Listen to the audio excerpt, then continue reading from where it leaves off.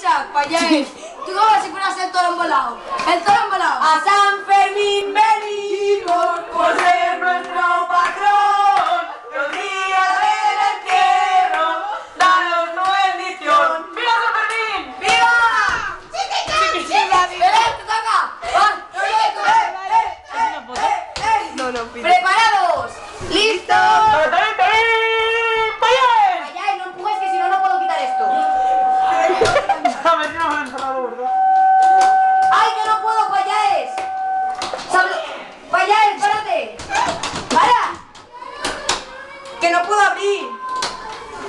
Espera, voy a por Amparo. Para, Ancho, No, no, párate, que así la vas a romper. Voy a por Amparo y vengo. Que te calles, coño, que os van a reír. Voy a por Amparo, que la arreglen y vengo, ¿vale? Venga, vamos a por Amparo, corre. Vamos. Vamos. Vámonos. Los días del entierro, danos tu bendición. ¡Chiquichac! Hostia, ahora no se abre. Que no se abre, en serio, tío.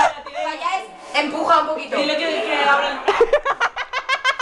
Eres tú normal, que tienes tu el cerrojo puesto. Que lo abras el cerrojo. ¿Está qué? Que no, que está la puerta abierta. Te lo... Me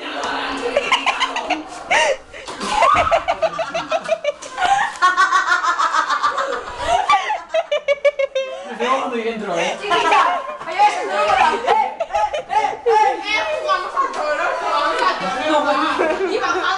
No. Entra y verás tú el testamento que hace. No hay una puerta para el cerrojo. Ahí va. A la grábate. Rojo, ¿qué tal de rojo? Cuidado, las cayolas.